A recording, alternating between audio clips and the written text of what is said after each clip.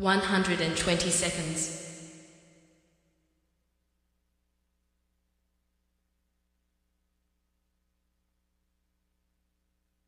110 seconds.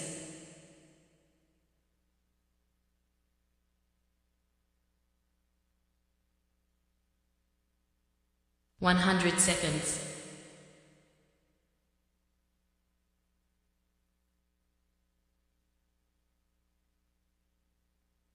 90 seconds.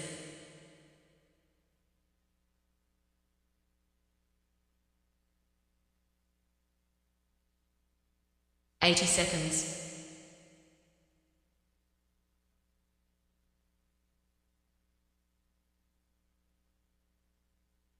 70 seconds.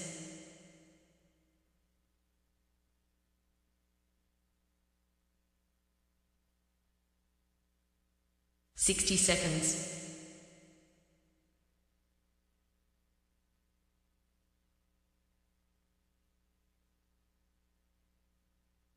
50 seconds.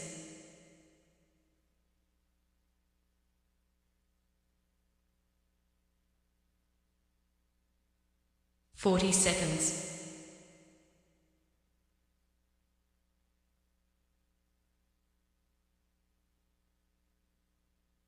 30 seconds.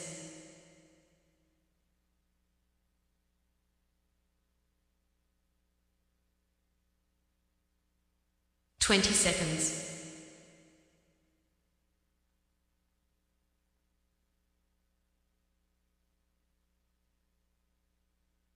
10 seconds.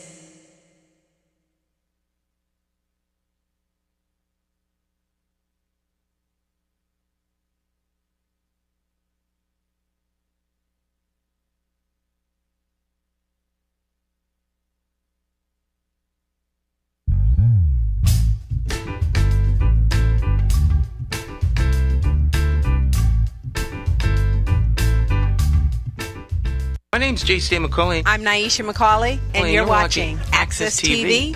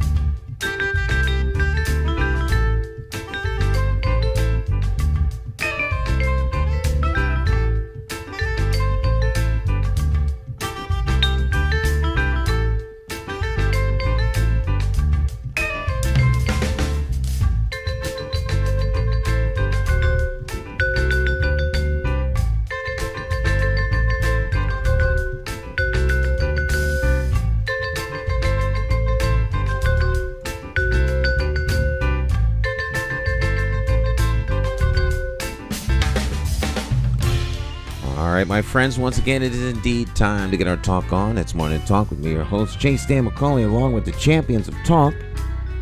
This morning's talk champion in Studio 1A, none other than the one and only Jonathan Small.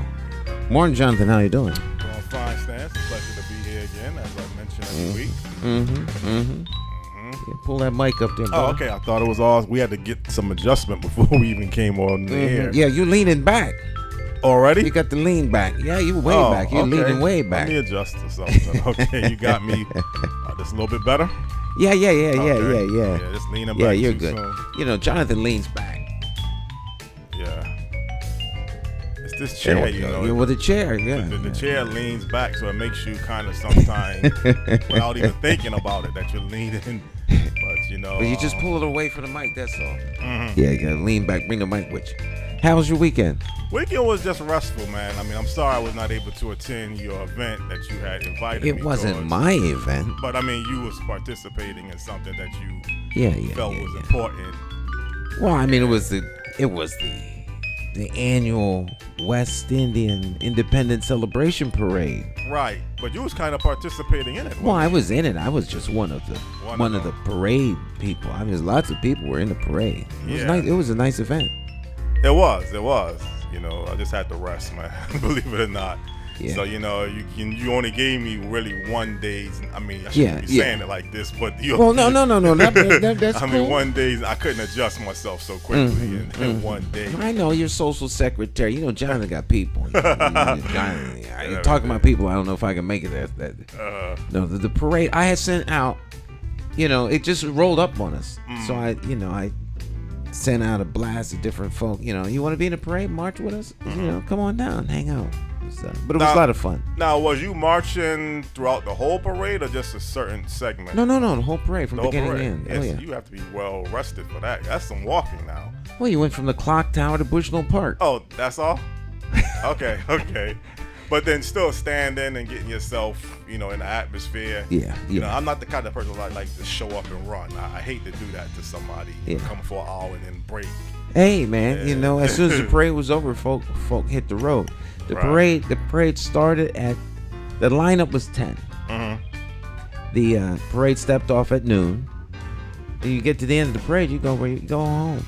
There's nowhere else to go unless you go into the park for the festivities. Well, that's what I meant. Just go into the park at some point and then engage with people in the atmosphere. But it seemed like to me you were just participating in one. Well, we participated. We had a blast. It was you know, it's fun walking in the parade. Now the next parade coming up is the Puerto Rican Day Parade. And that's a big one too. That's another big parade. Two big parades. Yes. Well, 3 big parades. You got the St. Patrick's Day. Yeah, that's kind of big too. That's big. Sometimes the weather's a little tricky for that one though. Yeah. It may be not the best. That's in March. Yeah. So that parade is actually already passed for the year. Yeah. So Puerto Rican Day Parade will be coming up real soon. That'll be lots of fun. We are always in that. The nicest thing about this year's West Indian Day Parade, I didn't have to cover it. Yeah, because you do usually cover the parade. I usually cover the parade. Right. You're out there early in the morning, setting up cameras, preparing for rain. Oh, it's a nightmare. But that's the work. Right. You're a real community-orientated person. You know, you love to engage in things. I know you're running for election too, but you love to engage in things positive for the community. Anything positive for the community, I'm there. And I respect that. You know, I mean, you don't have to. You have enough media to cover the negative, the criminal, and still you provide the positives. Yeah. I don't like covering negativity. You know, there's so much great things going on in the community, but that doesn't lead the news generally. So no one covers it. So I like to do that. Right. You know, and give it a good thing. How do we get the African American Day Parade back? Yeah, that didn't even last that long when they had started that. I think the restart didn't last long. The parade started a long time. That was a question from Brother Lovejoy. Oh, okay. He's watching? He's watching. Oh, okay. Give props to Brother Lovejoy. Morning, Brother Lovejoy. Okay. Yeah. Yeah, I thought that parade started it back in the 90s and it ended. I didn't even realize that parade still participated. It don't seem like you hear much about it. It doesn't happen anymore. Oh, that's what I mean. Parades have a life cycle, you know. And the life cycle is geared up with the youth and the parents. And what happens is parades age out like sports clubs and churches. Well, this one has the Caribbean or the West Indian parade, whatever you want to call it. It had some adjustments. It had some adjustments, and so did the Puerto Rican Day Parade. So now we need, I guess, some adjustments on the African American Day. And then one day maybe the whole city just have one general parade too. You know, like New York have Macy's. The super parade. Yeah, whatever that you want to call it. Somebody was asking me the other day, do New York still have Macy's parade? And I said, yeah, I believe they still. They haven't had it probably with the COVID a couple years ago. But that's a big parade on television, all the floats and everything. So maybe Hartford can just have one day parade, you know, in general. You know, Well, Yeah. So I guess it's already talking early. Well, why don't we go to our guests? Right. Let's jump into the guests. It is It is Special Guest Monday. Every Monday we have a special guest from somewhere around the world, around the country, from time to time, locally. But they're always world-class guests. Right. And so Jonathan scours the planet looking for great guests, and this morning is no different. So let's jump right into this. Well, actually, this morning on Morning Talk Live with J. Stan McCauley Talk Show, we have a returning guest, not only to Morning Talk Live with J. Stan McCauley Talk Show, but also returning guest to AccessTV.org network. He was on All About You, and then Stan and I had the privilege of going to his boxing home museum, and he's a huge boxing fan, and he specializes in a lot of historical events towards professional boxing. So again, the pleasure of having, I believe, a retired consultant. Also, I classify as a boxing expert, no other than Rick Kaletsky. Good morning, Rick. How are you doing? I'm fine, and thank you. I still work. I don't work a lot, but I still do work as a safety consultant. But the reason I was raising my hand is, and I'll make this quick before our main subject, I'll tell you what was a cool parade when the Mets won, and I was at the World Series. That's a story in itself. I watched the 1969 final game at Shea Stadium, and I saw the end of the game from the press box. If you want, you can ask me about that later. But then, maybe a couple days later, I did go to the parade, and although they usually called it a ticker tape parade, what they did is they threw computer cards. A lot of people won't know what that is. Cards that were about like the size of, like this size of an envelope, but they were stiff. And they threw them from high buildings, and they would waft down like this. And in New York, seeing all this stuff coming down, and the Mets guys coming through the cars, now that was a cool parade. Well, Rick, definitely you've been to a lot of different places. You participate and have a lot of knowledge in a lot of different areas. Could you kind of let people know a little bit about yourself and background briefly before we get into our main topic of discussion? Always lived in the New Haven area, and if you include Bethany, my wife and I, since we got married, we've been here in Bethany since 1977. I worked for federal OSHA for 20 years, been a safety consultant for 30. Besides my Ali book, I've got a big book out on OSHA. Just a quickie, the best part of our lives now is we have a grandson who's about 17 months old. And by the way, and I'll even tie this into our subject, he walks, but he certainly falls down. Thinking about our subject, for real, what do you think I do when he does fall down? You want to take that one, Stan? He cheers him on. Get up. When he falls down, I always do the Cosell. Down goes Fraser. Down goes. Yeah. And if he doesn't get up right away, I pause as if I'm the ref and I'm looking at the timekeeper who starts the count. And then I look over at Lionel. His nickname is Leo. Again, he's only about 17 months old. When he's still down, I'll look over him, theoretically pick up the count, and I'll do 3, 4, 5, 6. And if he doesn't, get up by 10, I'll do it's all over. If he gets up, I'll say to him, not that he knows what the heck I'm talking about, do you want to continue? Do you want to continue? Walk this way, walk back. So I bring boxing into that. Right. Thank you. A little humor too, Rick. Rick, your expertise and your starting point in boxing, I believe, goes back into the 50s. Could you kind of elaborate? Yeah, mid to late 50s, then early 60s. I watched the black and white fights on TV Wednesday, Friday, Pabst Blue Ribbon beer. I watched with my dad. It was a lot of fun. My dad passed away a long time ago in 1970, but I did a lot of watching of boxing, and my father had been to a fair amount of fights, and that's what really got me into it. That was my start. Well, Rick, on a historical level, the professional heavyweight boxing division seems to be sort of like the gold standard. It seems historically to draw the most attention. it's looked upon as the highest. Not so much as one belt is higher than another belt from another weight division, but on a historical level, when you go as far back as Jack Johnson to Joe Louis, Rocky Marciano, Muhammad Ali, Larry Holmes, the heavyweight division seems to stand out. Can you kind of elaborate why the heavyweight division is looked upon as somewhat as the gold standard in professional unboxing? Well, maybe because people just look at the big strong guy, but certainly some of the best boxers in the world, starting with now, are not heavyweights.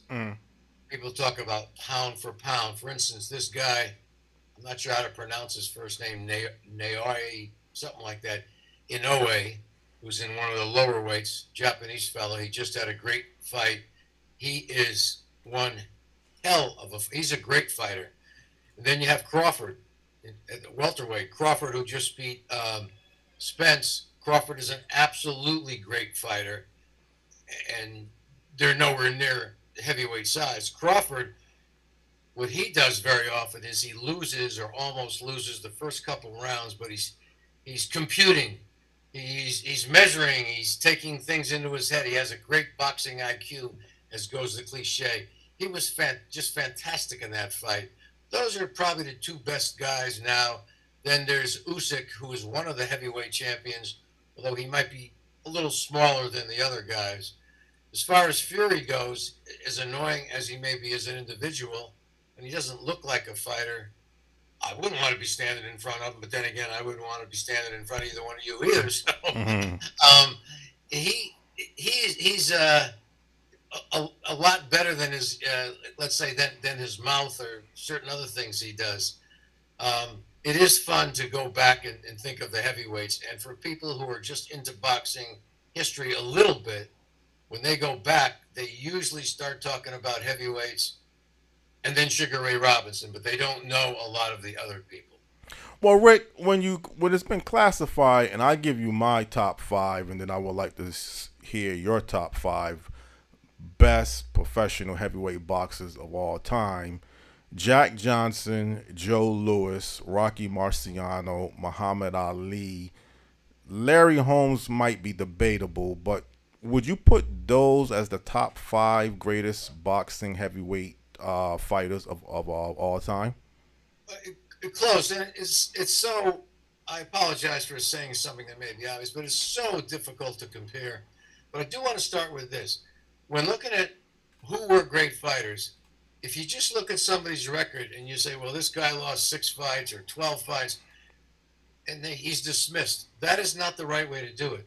People used to have one hell of a lot of fights. They'd fight hurt going in. There would be hometown decisions, as it would be called then. And sometimes there were even what were called newspaper decisions. No official decision, but the newspaper decided who won. Short notice fights, a little more chicanery. The thing is, did people learn? Did they get better? So I would not look at a list and say we're just looking for an O. There aren't too many O's anyway. Mm-hmm. You know, Marciano was 49-0, 43 knockouts. Don't even just look at a 1 or a 2. When you look at Ali, because you know that's my guy, you know, so to speak, 2.5 years, I'm sorry, 3.5 years, I had to think about that. 3.5 years not fighting. So it's really difficult. Somewhere in the middle of that would have been his prime with the early speed and then the later power. It would have come in there. So for these reasons, it's very difficult. Somewhere in the top 5, I certainly have Ali. If pushed, I'd go number 1. I'd go number 2 with Joe Louis. Mm-hmm. Other top guys, you mentioned Holmes. You know, that Holmes jab, I mean, Holmes was one hell of a fighter. It's just a fantastic fighter. So I'd have him in there. I just want to, you know, I jotted something down here. Let me just look to my side to see where I had this here. Probably get Dempsey in that top 5, but I would also get Foreman in there. Foreman was a different fighter when he came back after 10 years, but, you know, he still works up in that. Was Jack Johnson a hell of a fighter? No question about it. I already gave you my 5, right? Probably. Now I'm moving to Johnson. Marciano, great. Yeah, but understand something, please. He often fought at like 186 pounds. 186 pounds. So I don't know if he could have handled a lot of these guys who are 240, 250, which is not to say automatically if you're a big guy that you're going to win. Lots of big guys have been beaten down. But boy, that's a tough one. I think that Tyson is very underrated. People think of the end of his career. They have short memories. And Tyson was not just someone who could hit. His defense was pretty damn good. So those are some guys that are near top of the list. I want to throw in another name that is not usually considered top 10 heavyweights, but the real pros, I don't mean me, I mean the real super historians usually have him in the top 10 fighters who ever lived, pound for pound, because you may not be number one in any particular weight class. You may have fought in a few and very well in many of them, and fought well over your weight in a class and still did quite good. The name is Sam Langford, Langford. He was only 5'7" and change. He was a damn good heavyweight, but he was better at lower weights. At some point, I believe Jack Johnson beat him when Sam was young, and from everything I've read, it should be reliable information, Johnson didn't want to fight him again. And also apparently reliable, this will tell you something, is Jack Dempsey did not want a piece of Sam Langford. So that gives you some interesting twists. Just one thing about Ali, which to some extent fits Sugar Ray Leonard, and I won't get carried away on Ali. Pardon me, we've talked about him before.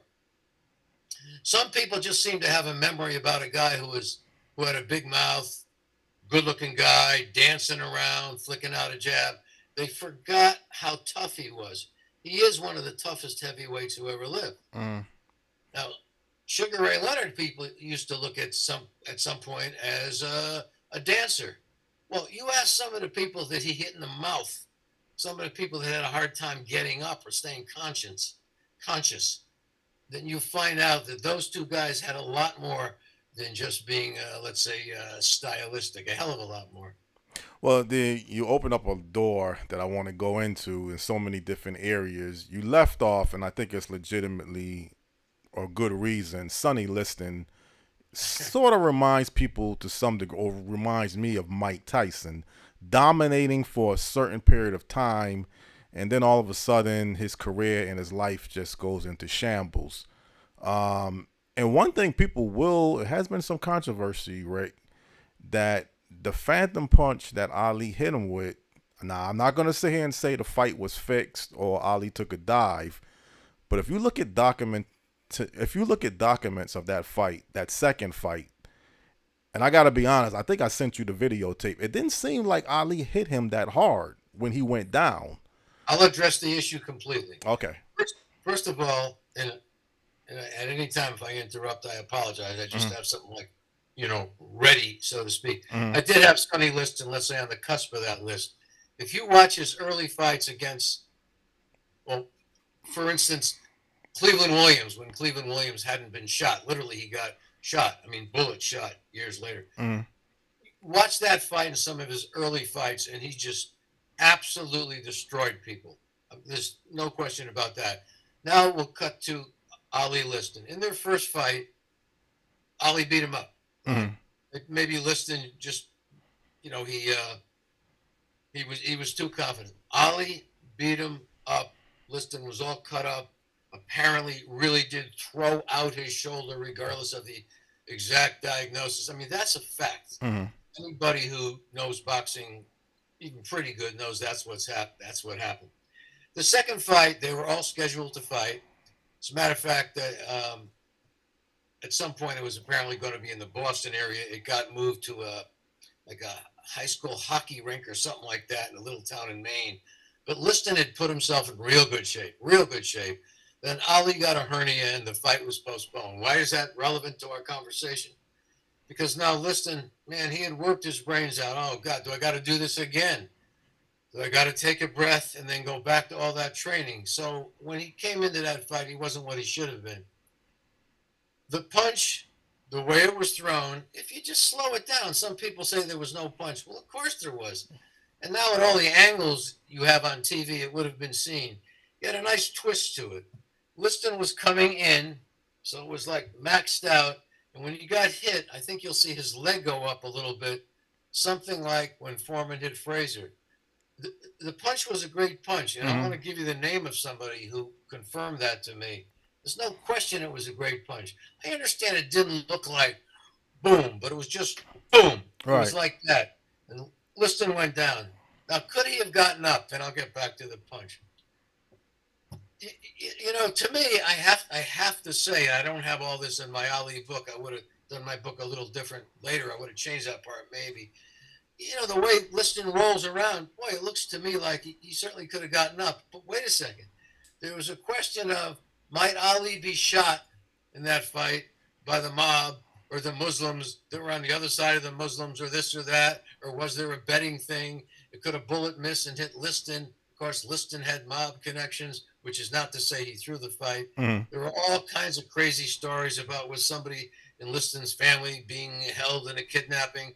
But also you got Liston on the ground, and Ali wasn't moving away too easily. The referee, the former heavyweight champion, Jersey Joe Walcott, whose real name was Arnold Raymond Cream, I believe, he didn't act properly. Now, if Liston gets up, you got Ali right there. There was a lot to it. Ali wasn't going to lose that fight. Now, here's just a fun thing. Go back about a year, and I had finally made contact with Larry Merchant. I think you guys know who that is. I told him about my book, that he was in the book, that I wanted to tell him a story about when we had met once, but you know he wouldn't remember the story, but I reminded him. It's a cute story. If you want, I'll tell you later. And I said I wanted to get the book to him. So I got my book to him. The most recent version that has a full epilogue was November of 21. So I got him the book, and this is going to come back to this Liston thing. And we talked a couple times. We did some emails. Very fine gentleman. He's in his 90s. Now, I'm showing two guys my museum. I'm repeating myself here. Maybe a year ago, my mini museum, which is much, much better than when you guys were here. No comparison. We're looking at the famous picture of Ali like this, Liston on the ground. And then you see some guys between the, I guess it's between Ali's legs, some people sitting there in that small arena. And we're talking about the punch. And I had just gone over pretty much what I just said to you guys with the two gentlemen I'm giving the tour to. The phone rings. Not a cell, it's a landline, but I have it clipped. And I said, excuse me, guys, I got to get this. And it was like a fun, braggy thing. I said, this is Larry Merchant. Larry Merchant is calling me while I'm giving these two guys a tour. And we had just talked about that picture. And I said, Larry, we're just, talking about the thing. And these guys are questioning what kind of punch it was. And Larry says, of course it was a great punch. Well, because I was there. If you look between his legs, Ali's legs, you have a guy with glasses on the left. On the right, in the back, is a much younger Larry Merchant, to say the least, with his mouth open.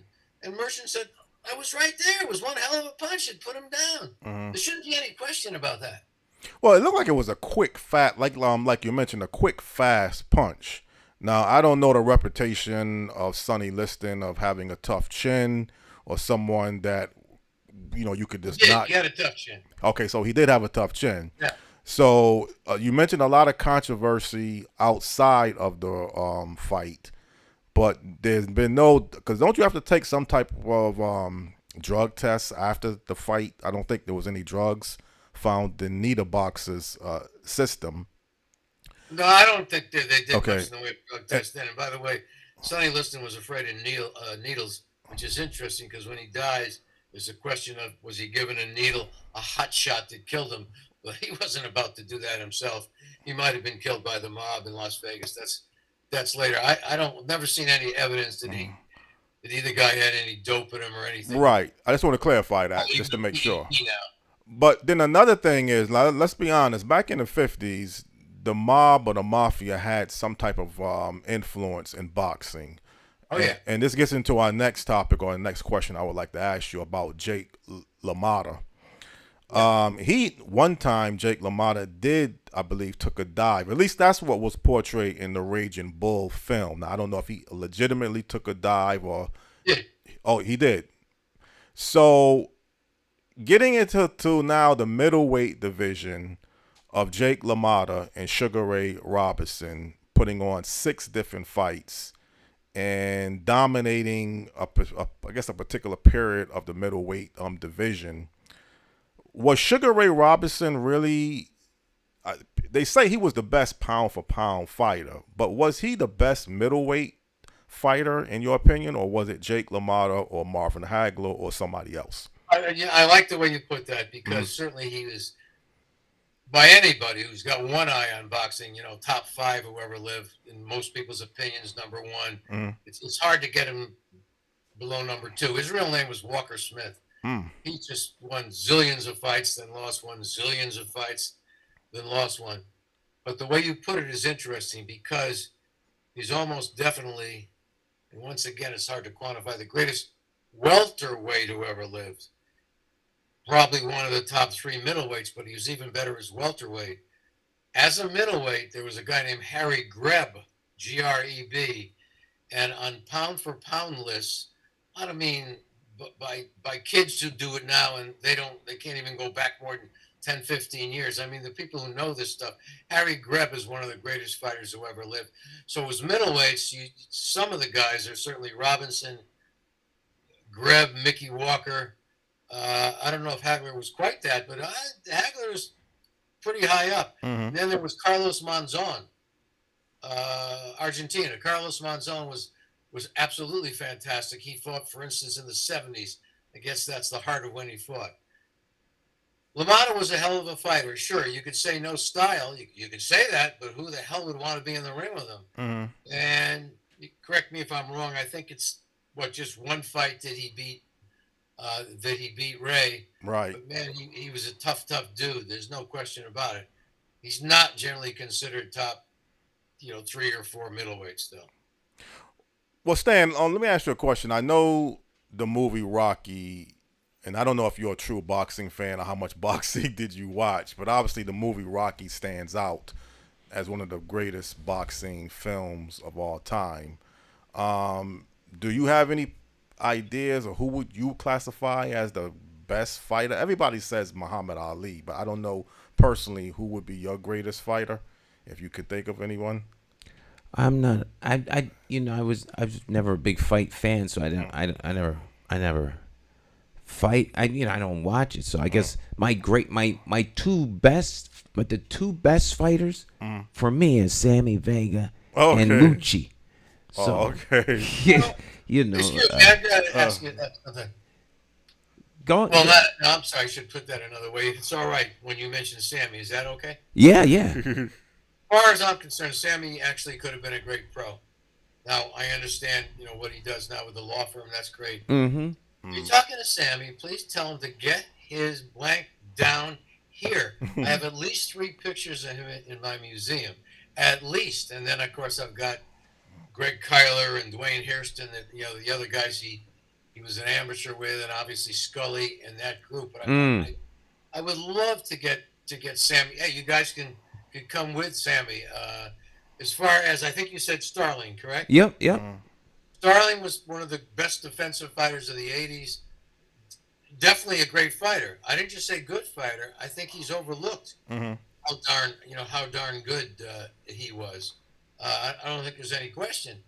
Now, when you asked Stan about great fighter, you didn't say heavyweight. I understand that. Right. So in case you're curious, I'll tell you some of my favorite fighters, if I may, and some of the fighters that I think are the greatest. They're not, necessarily the same. I mean, certainly I'm an Ali guy.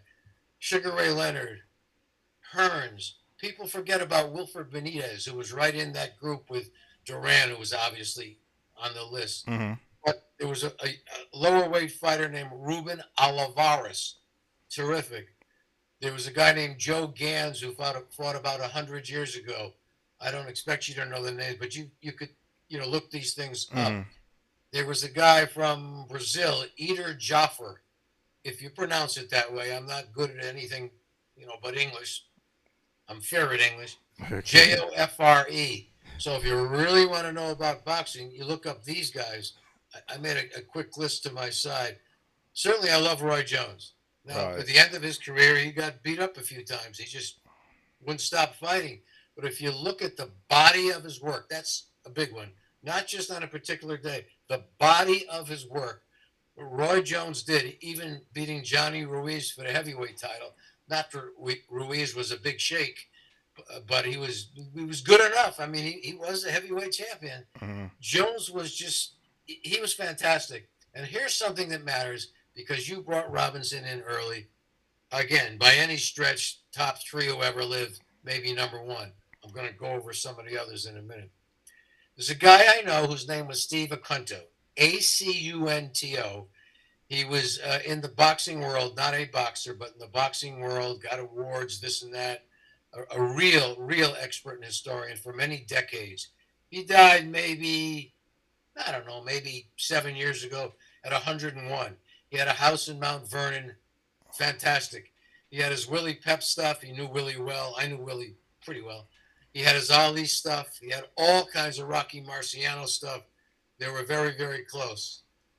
When guys go back that many decades, they have a tendency, when you ask who the greatest are, they want to go just way back. They're almost blind to the current stuff. And yet he said at one point that Roy Jones Jr., in his professional opinion, he gets extra weight because of who he was and what he had seen, was as good as Sugar Ray Robinson when he was at the top of his game. Mm-hmm. That's talking. Now, as far as all-time greats, Ali, our Willie Pep from Connecticut, Right. is he considered top 10? Willie Pep was terrific. Henry Armstrong, got to be probably top 5. He just never stopped. He held 3 titles at the same time. No, I don't mean WBO, WBC, that crap. 3 full weight division titles, Right. not half weights, at the same time, and almost won a 4th. That's insane. Right. Joe Louis, Robinson, Harry Greb, Benny Leonard, who fought as maybe a lightweight a zillion years ago. That's Benny Leonard. And I think there's an argument for, in the top 10, possibly putting in Sugar Ray Leonard. I mentioned Joe Gans, definitely that Sam Langford, probably Eater Joffer. I might have mentioned 11 guys. But one of my all-time favorites, I'm not saying he goes there, but just a guy that I enjoyed, was Aaron Pryor. I remember him, right. The Hawk. Man, Aaron Pryor, he beat Arguello twice, and Arguello was a thrill to watch. Mm-hmm. Aaron Pryor was just nonstop go. A fantastic fighter. Right. And so, Rick, sometimes the boxing styles play a role, like how you match up to another boxer. Sugar Ray Robinson's style might have been just a style that gave Jake LaMotta trouble that he couldn't really handle. You got to take into equation that different competition levels, who you're fighting. Take a look at social pressure. When you look at a person like Joe Louis and the type of 12 years being the world heavyweight boxing champion, the longest record. It's something like 25 defenses. I could be one off, yeah. Right, exactly. His name was Joseph Louis Barrow. Mm-hmm. And see, it always gets into, if each fighter who would fight in their prime, because Joe Louis or Rocky Marciano is not going to get credit for beating Joe Louis when they look at Joe Louis being past his prime. Larry Holmes is not going to get credit for beating Muhammad Ali because Muhammad Ali was past his prime. So when you get two great fighters like Sugar Ray Leonard and Thomas Hearns, both were kind of at their peak when they fought the first time. Sugar Ray Leonard defeated Thomas Hearns. Very close fight. Could have some question whether the referee stopped the fight a little too soon. But you got to take a lot of different factors in when you're comparing who's the greatest boxer. It's usually either Muhammad Ali or Joe Louis. I mean, you get a lot of other names popping up into the equation, but usually you would hear people say it's either Muhammad Ali 1, Joe Louis 2, or Joe Louis 1, Muhammad Ali 2. But do you take those type of other factors when you're looking at who's the greatest boxer, like the competition that they're fighting, the type of social pressure that they're under? Not. I'm sorry. Not as much the social pressure, but more the competition. How many fights? It could even be, did they have that year? Did they get rushed into it? Were they hurt? But there is an interesting thing when you mention styles. Ali always had trouble with Kenny Norton. Right. Kenny Norton was technically a heavyweight champion for a while. I mean, it's amazing. That was a nemesis of his. Those 3 fights, maybe all of them could have gone either way. Ali ended up winning 2 of them, but they're all close. And that's weird. How could that be? What you cannot figure in boxing, this goes to your styles comment, respectfully.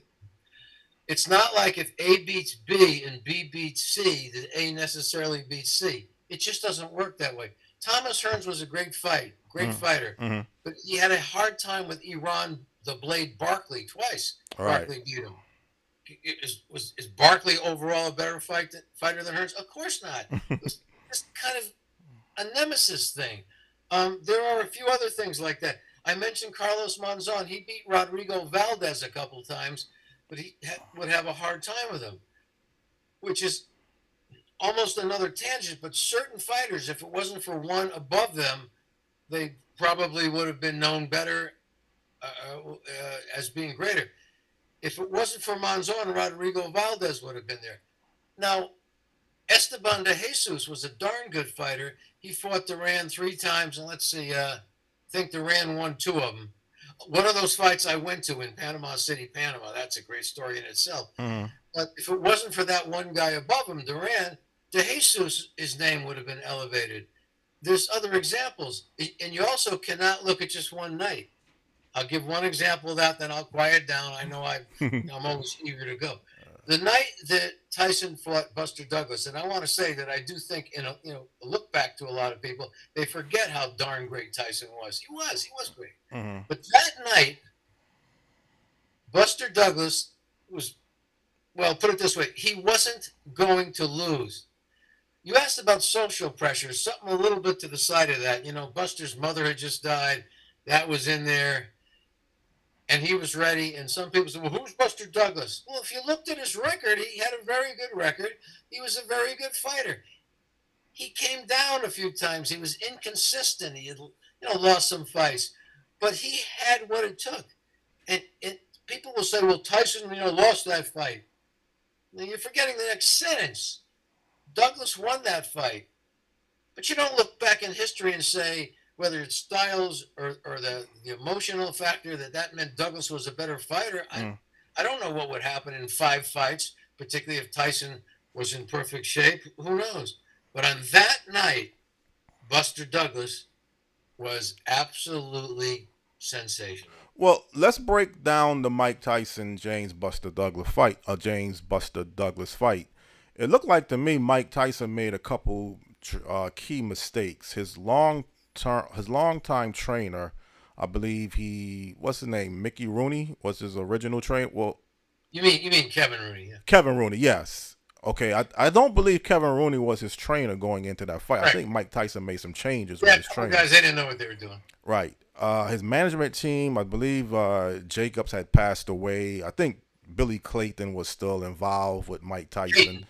Clayton, yeah, right. What it was, excuse me, just for the record, he had Jimmy Jacobs. Jimmy Jacobs was probably the greatest fight film collector of all time. I met him. Actually, he wrote some beautiful stuff about my book, and he said that Customato, who trained Patterson and Tyson lived with Customato. I'm bragging there, but I have to say this. Jimmy said that Cuss was captivated by my book. So we had those 2 guys. Clayton became the manager later. Jimmy died of leukemia, and then Cuss died. And then there were different guys that came in. Kevin Rooney knew boxing pretty well in the early days. Obviously, Teddy Atlas knew it too, but they didn't know what they were doing that fight. As a matter of fact, if you watch it, I want to make sure I'm not mixing up fights. There's a point that instead of using the metal flat iron on the ice or anything like that, they use what looks like a balloon with water in it. I would hope it would be cold. I don't know how they got it at that point. They held it against his face. Well, I'll just say this: it looked like a balloon. It might have been something else. Yeah, they didn't know what they were doing. But the bottom line is, you can't take too much away from that corner because Tyson lost the fight. He lost the fight, but if you remember, Tyson, up until, let's say, even that fight, looked like he was not going to lose. Now, some people on the outside saw some flaws in his boxing game. I believe even Larry Holmes believed that he was going to be able to beat him. Larry Holmes would have come across admitting that, well, Ernie Shavers hit harder, but he would still lose. Obviously, Larry Holmes is past his prime when he fights Mike Tyson. But for that 5-year period, it looked like Mike Tyson was just going to be undefeated. But like you say, James Buster Douglas, let's give him credit. He just fought the better fight that particular night. But didn't you see a decline in Mike Tyson's boxing style or career after that fight moving forward? Oh, sure. And now we'll get to the social pressure part, which, a lot of I've already tried to dismiss with fighters. That's what you have to do. So many times they'll say, well, there's adversity or something going on in my life. I got it. And you're in the ring, you're alone, at least during the 3 minutes. It's not like you can rely on your team. I got that. Tyson's life did get pretty messed up. And if you ever read his book, it's the one that I guess is more or less an autobiography, although we wrote it with somebody. I don't read much, but when I read that book, I had to take a shower. You got to kind of understand where he came from in life, what he went through when he was a kid. He would admit he did a lot of very bad things, but boy, being brought up the way he did, and then it would come back to him. And of course, there was that mess when he was married to, if I may be so bold, that gold digger, Robin Givens. That wasn't helpful. But if you're a fighter, you got to do whatever you can in your head. Now I'm going into the ring. Right. That's it. And what role did Don King play in Mike Tyson's demise? Did he have any factors in your opinion? Well, I don't know that he played into his demise at all. I mean, Don King has a bad rap and should in many ways because he essentially ended up with more money than he should have, and where fighters didn't get it. Now, in some cases, he would say, well, I made, whether it's Tim Witherspoon or Ali or other people, yeah, but because of me, you made this much money. Correct. But the guy was risking his life, didn't make the money he was supposed to make. I'll tell you a quick King story, and I got stories that shoot off. That's why, it's always hard to get these in. A friend of mine who used to be the head of boxing for Showtime. And matter of fact, his brother is a very, very close friend of mine. The Showtime guy was I knew through the first guy. Don't worry, I'll put this together. Their mom dies. The funeral is in New Haven maybe 15 years ago. And because of the Showtime connection, Don King comes to the funeral. And he was very nice. He was very respectful. So Don King, picture Don King, please. He's sitting in this funeral home inside for the service. And a few people, including my really good friend, the other son, says some stuff. Don King is sitting there, etc. Later on, my friend Bruce Jacobs, well, I haven't seen him in years, though, I must say, a New Haven guy, he emails or texts my friend Alan, whose mother had just died. And they each have a sense of humor. And he complained in the, whatever it was, I think was an email, he complained about the funeral service. Who complains about a funeral service? But having a great sense of humor, Bruce, who was sitting there, complained that he had an obstructed view. Just picture Don King was sitting in front of him. The hair, yeah. It was kind of cool. Right. I certainly met Don King. I met a whole bunch of those guys, as you know. It's just fun to think about. I also started thinking about what heavyweight champs I had met because you wanted to do some concentration on heavyweight champs. So most of these are just a few words. A few of them were, including Ali, of course, were real conversations. These are the heavyweight champs I've met. I don't mean just saw. I mean said hello to, talked to for a moment. Ali, Foreman, Fraser, Joe Louis, Lennox Lewis, Larry Holmes, Ernie Terrell, Michael Spinks, Leon Spinks, Johnny Ruiz, Jersey Joe Walcott, Jimmy Ellis, Kenny Norton, and Mike Tyson. Oh, and Greg Page, Deontay Wilder, and Roy Jones. And here's a bit of trivia. Jimmy Ellis, Greg Page, and Muhammad Ali were all heavyweight champs. What else do they have in common? I mean, there's no reasonable way you can guess this one. That's why you're the expert, and so you got to let us know. I don't know. High school. Okay. The three of them went to the same high school. 3 heavyweight champions of the world. So that would have had to been in Louisville, Kentucky, if they went. Oh, okay. Yeah, it was in Louisville. Right. Let me ask you a question. I guess I can ask you, Stan. I mean, obviously, people know the movie Rocky stands out as one of the greatest boxing films of all time. But was Rocky better than Raging Bull? I don't know how much you know about Raging Bull, Stan, but did you watch that movie?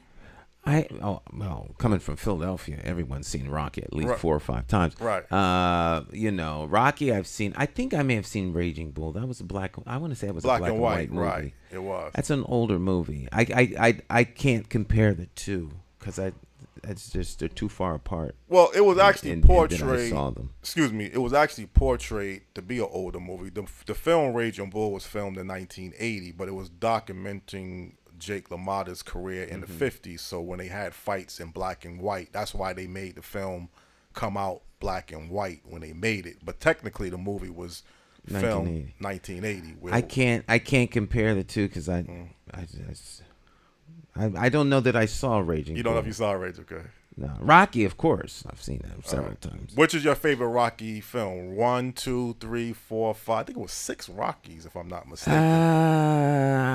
If I had to pick it would be the first one, and then the one with James Brown singing. Coming to America. That was Rocky 5. Rocky 5. There you go. See, I think Rocky 1, maybe Rocky 3 with Mr. T. Clubber Lang could be a close second, or could be better. I don't know, but Rocky 1 obviously stands out. I think it won an Oscar for that. Rocky 1 because of, not so much because it was a boxing movie, but because the way the movie, he wrote the movie, he shot the movie, just as a production, that's what stands out. Yeah, more than it being a fight movie, because I'm not a, I appreciate and admire and have videotaped and done a lot of in boxing, but I'm not a big boxing fan. Okay. Yeah. All right. Excuse me. What bothered me about Rocky 1 is there was a little too much damage taken, and they made him too, stupid or ignorant. That changed later on. But I certainly enjoy those movies. But I do have a comment. Some people were saying, well, how does he even get this fight, the supposed Rocky? At some point, they mentioned his record. But if he was the kind of guy that was just thrown in at the last minute and he didn't have a trainer and he didn't know what he was doing, that didn't mean that he was a bad fighter, even though he was, in theory, he was awkward. So it's not that this guy should have no chance at all. And in fact, Apollo Creed's manager, when he watched him, he could see that when Rocky was doing what he was supposed to do, that he could hurt you. As far as the best ones, people's opinions differ. I understand that. But the montage at the beginning of number 3, when they had that fast music, and they were showing Clubber Lang coming up and Rocky knocking out guys, I thought that was great. And by the way, with Raging Bull, I'm bouncing back and forth to use the time. That's Joe Pesci, right? Yeah, who plays Raging Bull's LaMotta's brother. Did you know that he was tied in closely to the Four Seasons? No, I didn't know that. Oh yeah. He was close with those guys. One quick Rocky thing. Once in a while in the winter, I'll be outside shoveling my brains out, sweating and pouring down, and my wife is afraid I'm going to have a heart attack. And I've done other things in the yard that I just shouldn't be doing, just, really working hard. And she has given me a hard time, supposedly because she cares, She doesn't want to collect the insurance on me right away. And when I've had the opportunity, therefore, to say to her more than once, which has to do when Rocky was coming back to fight.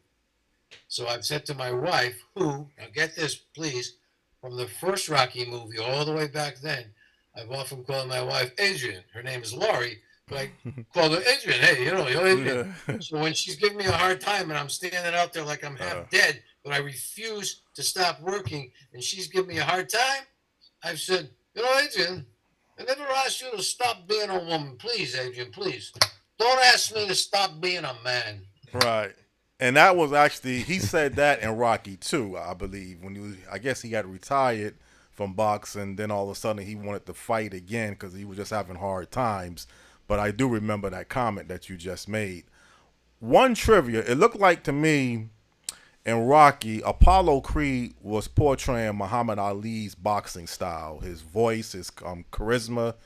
And Sylvester Stallone might have been portraying either Joe Frazier or it could have been Rocky or Marciano.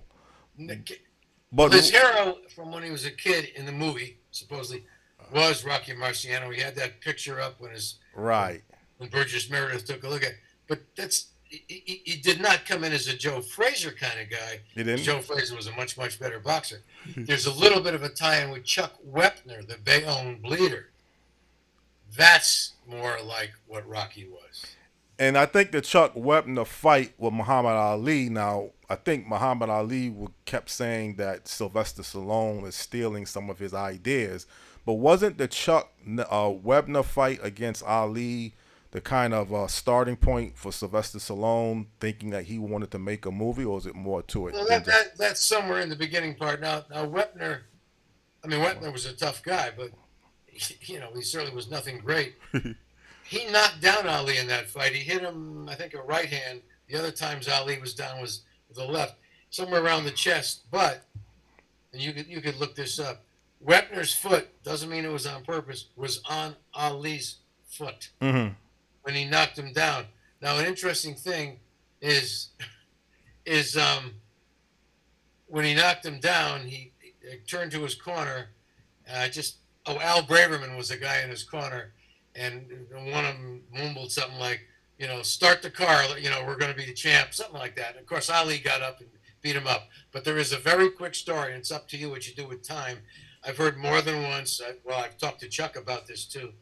Before the fight, Wepner said to his then wife, he certainly got married again, when this fight's over, you're going to be sleeping with a heavyweight champion of the world. Now, this is a good story. Again, I hope it's true, but supposedly, you're going to be sleeping with a heavyweight champion of the world. So the fight's over, and Wepner loses. And Wepner's wife comes up to him and says, Chuck, there's just something like this. One thing I'm not sure. Am I supposed to go to Mr. Ali's dressing room, or is he coming into my room? I knew you was going to say something like that, Rick. I knew that was coming. The story. And he fought Andre the Giant once. He did. Oh, yeah. And Andre, who was the real deal. It doesn't mean he knew any wrestling moves, but he just forget about it. He picked up Wepner and he could have thrown him out of the stadium or something.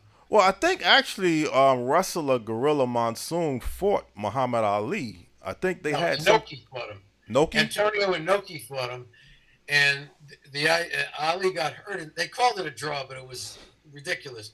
Inoki got down on the ground, probably never got up. He was like a crab going around, and he'd be kicking Ali, and Ali'd be leaning over trying to hit him. But Ali got hurt because his legs were kicked that hard so many times. It ended up being silly.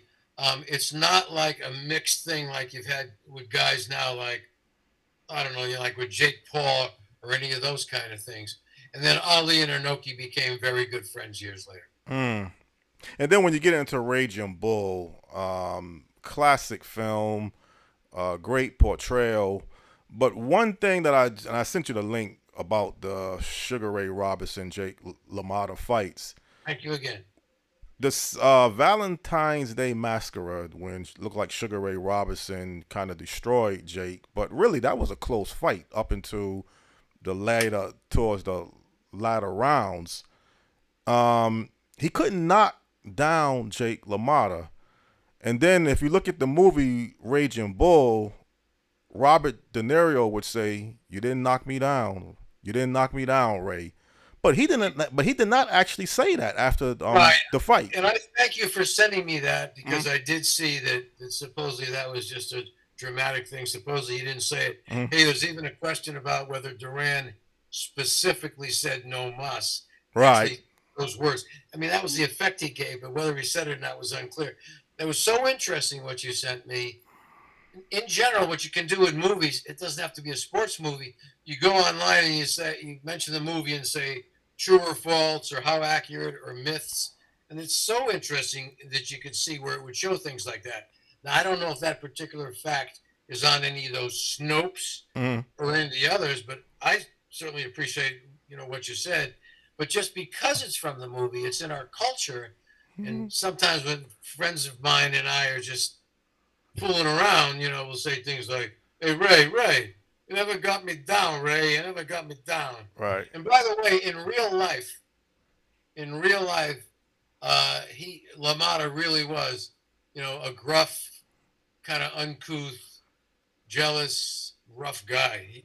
That's a real life thing. So the movie kind of portrayed Jake LaMotta very closely in most areas, but some of the things that happened in the fight or throughout the movie, like, the comment that he made towards the end of the Sugar Ray Robinson fight, that did not actually happen. But the fight was very similar to Jake LaMotta's style. I mean, the movie Raging Bull was very similar to the real Jake LaMotta.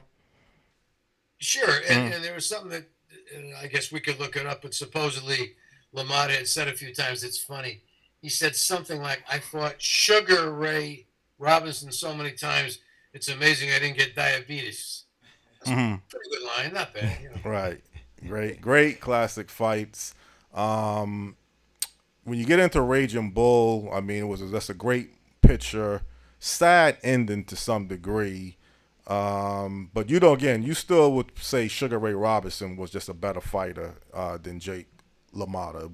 There's no question. You made a point about styles, and of course, sometimes just having to use very high-tech language, clayons, makes a difference. And LaMotta, I mean, the damage he took was ridiculous. These days, they wouldn't allow that. They would stop a fight. Right. That's a whole other thing as far as when they should stop a fight.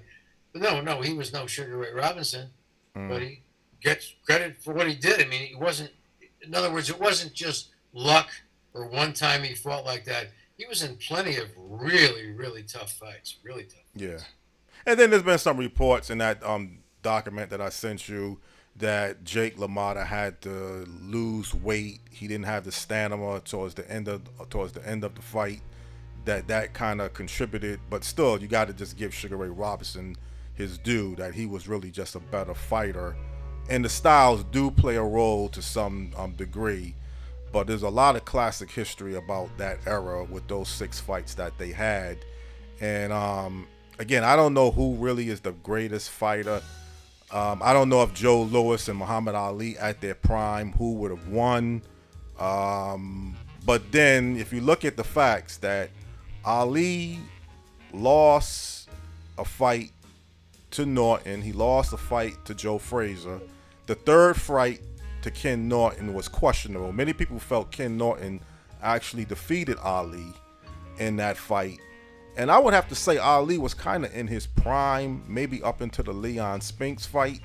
So, but then you made an excellent point too. 3 of Ali's best years of his prime, from his speed to his strength, was kind of taken away from him. So that has to be looked into the equation. So I don't know, I mean, who would be considered the better fighter, but certainly it draws a lot of good conversation. And it was a pleasure having you on, Rick Kaletsky. This was long overdue. I should have had you on a lot sooner, but I appreciate, again, you brought a lot of good information and fun information.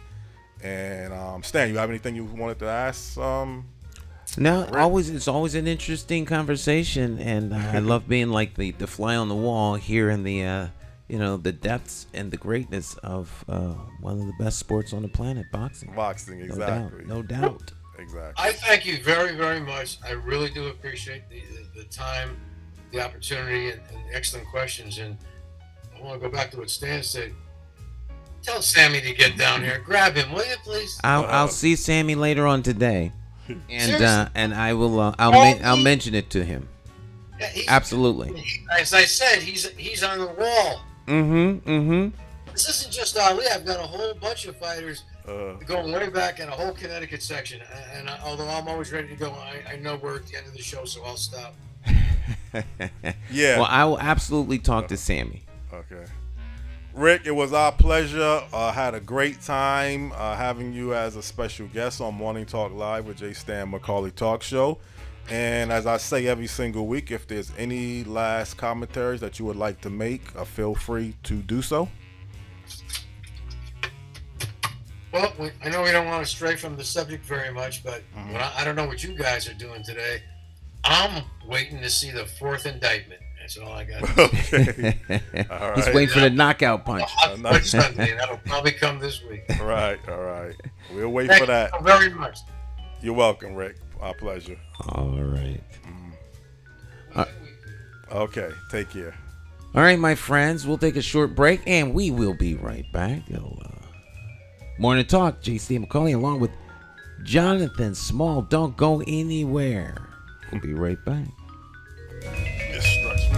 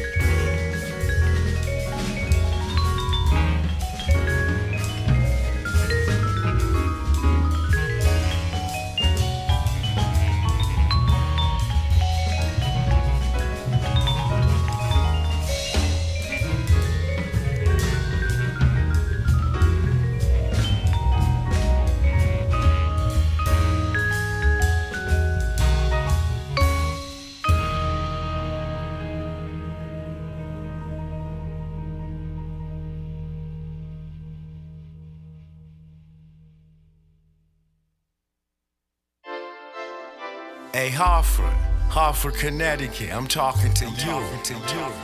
We got to get out and vote. Vote for Stan McCauley. It's our time. We got to rise up and take it back.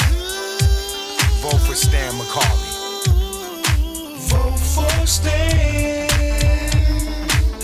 You got to vote for Stan McCauley. Vote for Stan.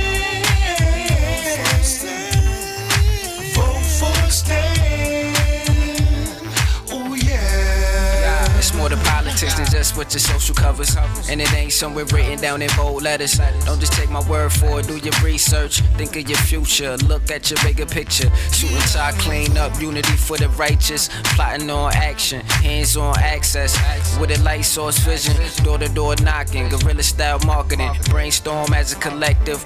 Real neighborhood suggestions. Only we know what it is where we living. To make real life decisions. Move on facts, make it manifest back.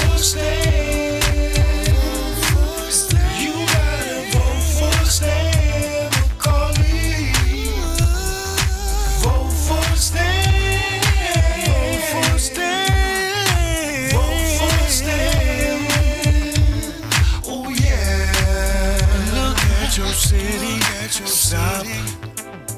Take a look around. Is opportunity flow into your house? Are you working? Wait, can you save some money? And is your neighborhood safe? Or is it a homicide every night?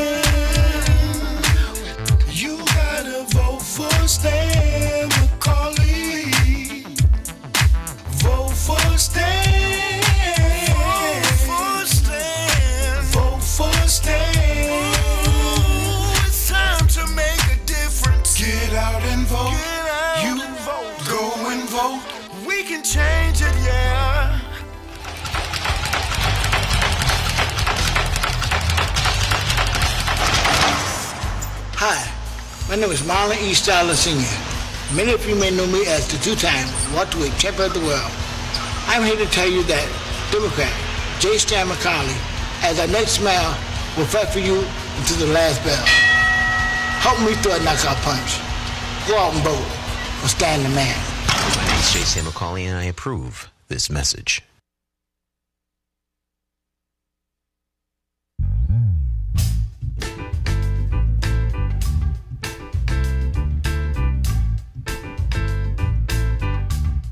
Hi. My name's J. Stan McCauley. I'm Nyesha McCauley, and you're watching AccessTV.org. Oh, yeah. Oh, yeah. Oh, yeah. We're back. Jonathan Small in the house. Great interview, as always. Well, a fun interview, too. Mm-hmm. You know, it might have came across. I was having a good time to go along with interviewing Rick Kaletsky. And like I said, we had the pleasure of having him on a few times. Morning Talk Live, and then All About You, and went to his boxing museum, and that was real nice. You know, that was incredible. Nice. Exactly. His museum is incredible. But he knows his boxing knowledge. I mean, he's just on top of everything, you know. So he has a whole museum in his house, like the whole first floor, or the ground level. The ground level, you went in his basement. You come in to the driveway, and it's a really nice house. You drive up the driveway, and it's like a creek along the side or something. And then you get there, and there's it's like a private museum. It's like you're like a special parking for one person, and then you come in, and you're in a museum. It's phenomenal, and it's like it's something you have to go to and experience. And he claims it's much better now. We went about a good 5 to 10 years ago, at least 5 years ago. Between that time span, I remember when it was, because it was this around the time that Luke Bronin was He was not mayor yet, so he was running for mayor. 2015. Right, so at least 8 years. Yeah, 8 years ago. Yeah. Because I remember being on the phone with somebody from Hartford about why he was voting for Luke. He was breaking ranks, but he was going to vote for Luke. Right. I remember having that conversation in Rick's driveway, right. But again, he's one of the best, Rick Kaletsky, as far as his boxing expertise, history, knowledge. You can't go wrong having someone like him if you want to find out about boxing in particular. And he's traveled to a lot of different states too, But we really didn't get too much into that part because I just wanted to really focus on boxing. Right, and he is like a boxing expert, not like just on Muhammad Ali. Oh, I mean, he's like everybody. Yes. The whole. Yeah, that's why I said he has to be a boxing expert. You know, what else can you call somebody like that? Mm-hmm. But I had my mind on one topic, and then speaking to Peter Knight, switched my whole mentality because I want to talk about. I heard that UPS had they had negotiated, I guess, a new contract. Yeah. So the drivers, the package handlers, they're going to get a tremendous pay increase. No more mandatory overtime on their days off. Air-conditioned trucks. And I'll just leave it at this. If you compare UPS to FedEx, I mean, they kind of run a similar operation. But I think here's where the Teamsters Union do make a difference. I mean, some people say the unions are not really that needed anymore. But they negotiated an excellent contract for UPS employees. I think the drivers now, towards the end of the 5-year contract, they're going to be able to max out their pay rate to about $49 an hour plus benefits. No, not just. I think the pay rate will be $49, but they still have their pension, their health insurance. Mm-hmm. The package handlers are going to be able to make, after 5 years, up to $25 an hour. So UPS is a good career. I mean, sometimes we overlook a lot of occupations. And UPS is a big operation too. I mean, they probably doing other things. I guess package handling. Well, that's a little bit of a change of mind and expression. I remember having a conversation about UPS before. Well, the work is still grunt. Now, don't get me wrong. I mean, you can't become a driver usually without going through the warehouse as a package handler, and that's where they have the high turnover ratio.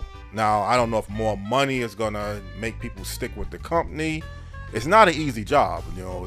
Don't get me wrong. I mean, you still got to be in that truck. You old school working for your money. It is.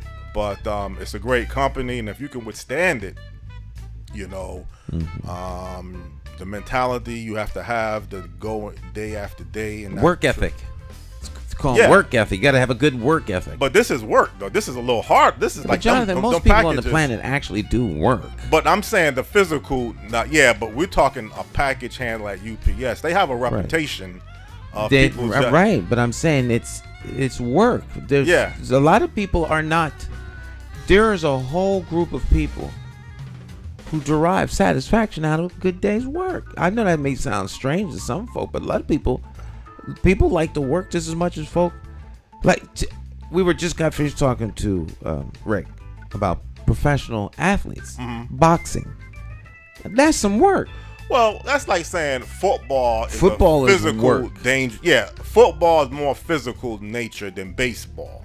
Although you can get hit by that baseball. You can get hit by the baseball, but you work. You go to the gym. You practice. You work. I'm saying every person involved in professional sports works. Right. There's all of the behind the scenes stuff, the sacrifices. So people that go to work and do menial labor, that's work. Yeah. But it's not like maybe I'm not finding the right words to express it.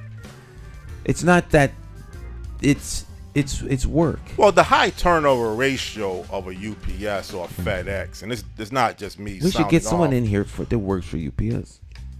Yeah, that would be a good, show to some degree. I mean, there's even talk about UPS operation too, beyond just that. Where you can go from UPS. So I guess an employee or corporate staff would be good to discuss this too. But the high turnover ratio has been a problem for a long time.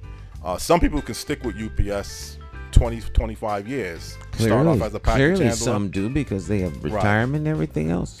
But I've had friends who's left after one day. It's just they don't have good work ethic.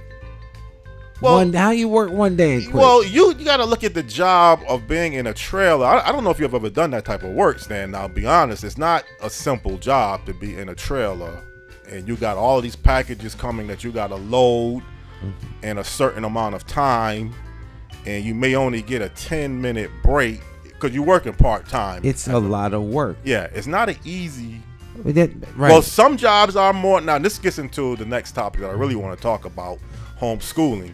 But some jobs are going to always be easier physical nature than other jobs. That's true.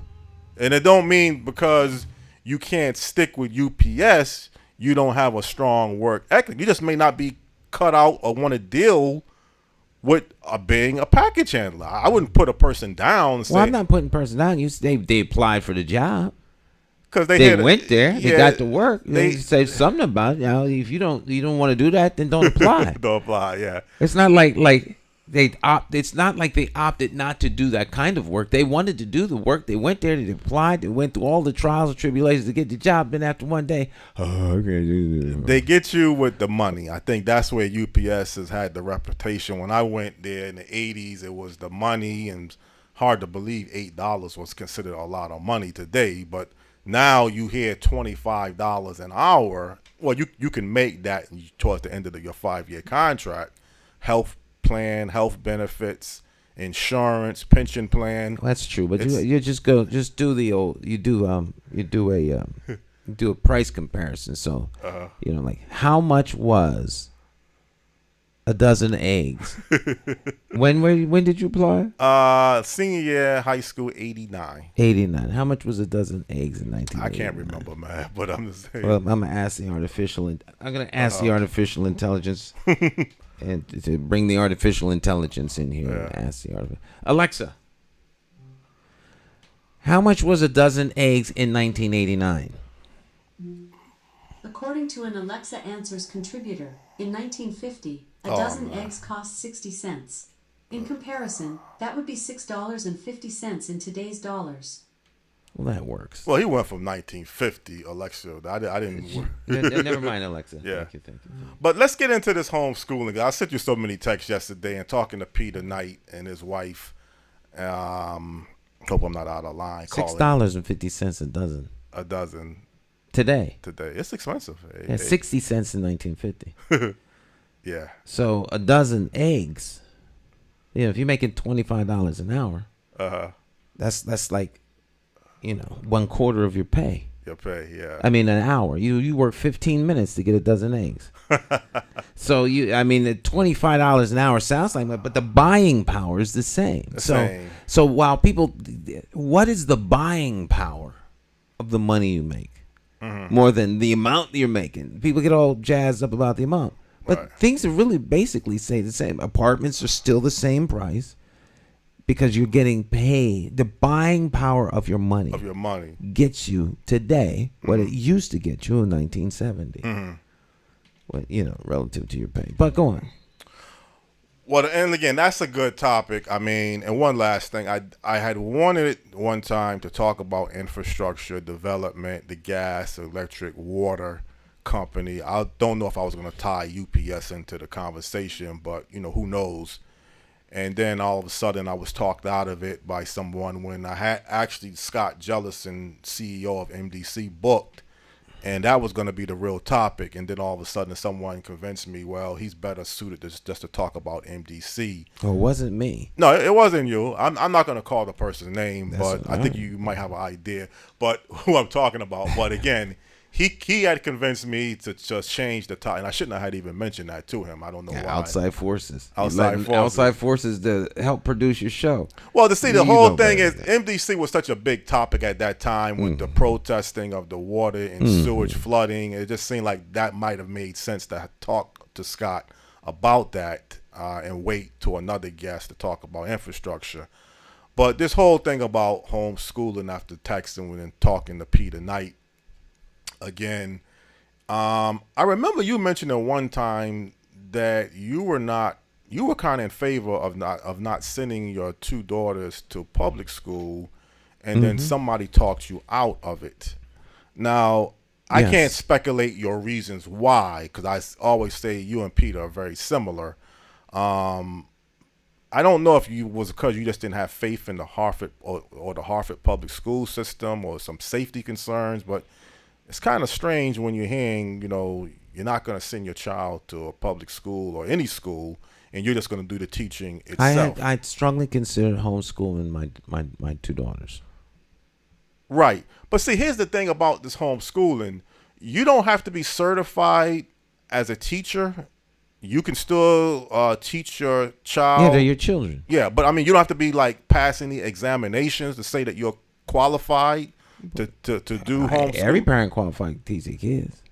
I mean, teach them, yeah, but I'm saying, like, okay, and I don't mean this the wrong way, but I don't think you would have the same credentials as a science major because you didn't go to college or you didn't study science. So if every kid graduated public schools as straight-A students and they were all trying to get into Harvard, but they can't because so many kids are getting in, then I would accept that. But the fact of the matter is most kids can't read past the third grade coming out of public school. So, I think parents can help their kids. Right.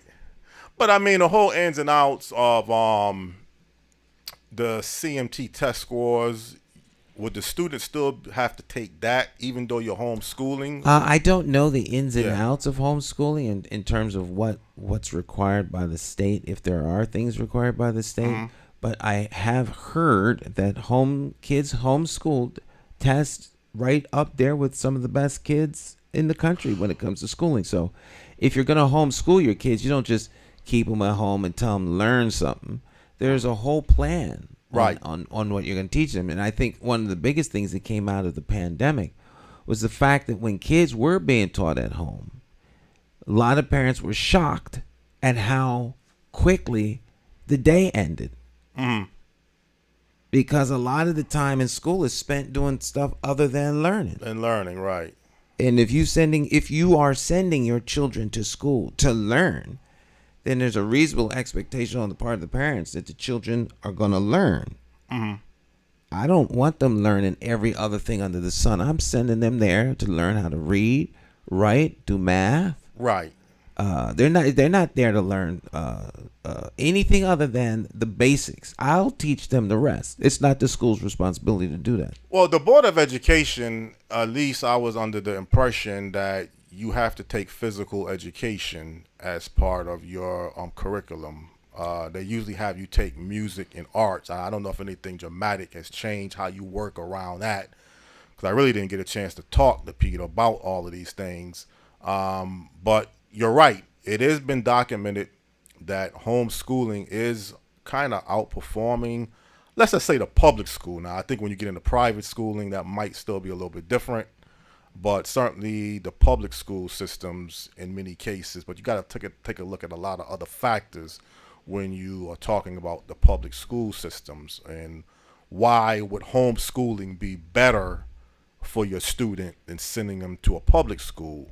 Those, I think, are reasons that are, up for conversation, but they really are determined by the parent. It's like, why would a Volkswagen be better than a Ford? Right. Some expert can go on and on and on, but at the end of the day, it's the consumer who makes that decision as to whether or not he or she buy a particular item. Same thing when it comes to your kid. There's reasons why parents choose to teach their children at home, or to put them in a private school or a religious institution. Though these are decisions that parents make as of right now. So there are many forces who would like to take that decision-making power away from parents because they figure that they and some other grand entity can do a better job of raising your children. Well, see, you say raising your children. I thought sending your child to a school system is to get your child properly educated. That's not to raise your child. Well, there's a lot of people who would have a discussion with you that would and I'm thinking Peter might be one of them. Who would challenge that notion with vigor. With vigor, right? Right, because But excuse me. There's a lot of things. And I don't know if this is really a factor of the social interaction that kids can kind of miss out towards interacting with other kids. I don't think you really bought into that even during the pandemic. You were saying that there's ways that kids could still interact. Kids interact all the time. They have friends in the community, in the neighborhood. They go to social events, churches, synagogues, mosques, boys clubs, girls clubs. It's not like the only place kids can interact is at school. That's ridiculous. But if you let's just say, for instance, you're a kid, and I guess you could get around this area too. You want to play on the basketball team. So now, if you're homeschooling your kid, and your kid is not a member of a particular school, would he be eligible now to play on the basketball team? See, there's a lot of other factors that you gotta look into. I'm not that keyed into school sports. I understand that school sports are very, very important component. But part of the problem is that there are a lot of competing leagues that are outside of the system of school sports that are very, very popular and to some degree undermining the ability of school sports to stay competitive. Right. So you don't need to be in a school to be involved in a baseball league, a football league, a basketball league. But is that like saying now you could play if your kid wants to play sports, he would still be able to play on a team if he's not a member of a high school team and compete, and his game or his playing game could still be just as competitive and credited as a student that's on a high school basketball. Absolutely. Okay. We were talking about boxing earlier, and Sammy Vega. I don't know of a whole lot of schools that have boxing programs. Well, boxing is an individual sport. Basketball, football, like a team orientation. Right, sport. but I'm saying that it's not done. There are a lot of sports besides the traditional ones you hear about in school. There's fencing, there's lacrosse, there's soccer. There's the number of sports that are team sports are go on and on and on. They're not all embraced by the school system. It would be nice if they were, but they aren't. But you still would kind of be in favor of you're not still like Peter, because he thinks the whole school system should be just. I don't want to put words in his mouth, but reconstructed. I mean, I know many people. I have friends of mine who believe that. Okay. True. Yeah. But there's still a value of having your public school system, though. Still, would you still say that's the case? There's a value in having a public school system that is functioning and delivering quality education that can be realized at the end of the year for every student, and graduating kids who are capable, able to and compete, competitive in the marketplace. When you graduate in school, find out that you're nowhere near being even remotely competitive. That's a problem. That's a problem because you spent 12 years in a system that did not prepare you for the real world. So the better solution would be to fix the public school system more than saying we don't need the public school system and you just homeschool your children. Right. That would still be more logical of an approach. Yes. Because every parent is not cut out to do homeschooling. There's a lot of factors that they may have the drive and the will, but time, if you're working, if it's other factors, your house may have dysfunctional issues. I mean, let's be honest. Every household is not. I think those are separate issues from right. The people who want to homeschool their kids do. Right. There are a lot of people who would homeschool their kids if they understood the options were available and the resources necessary to do so can be realized. But the majority of people don't want to teach their kids at home. That is not the majority. Right. So there will always be a public school system. Now, I think some of the problem is that the public school system, in many cases, is failing. It's failing the kids. It's failing society, and that needs to be replaced. And then that's a major contributing factor of a lot of other problems that we're having in our society. Absolutely. Just coming along from the public school system. And sometimes it's kind of sad to always knock the public school system, to always put a black eye on it, saying it's just a failure. Most kids are not going to turn out well going through the public school system. I think that's kind of still a sad cry if that's true, and there's been some statistic that will show you a lot of kids, and I hate to say inner city public school systems, but that seems to be where you're really having the bulk of your problems at, more than other school systems. Certain systems are not performing optimally. Others do very well. There are plenty of public school systems that are very, very good school systems.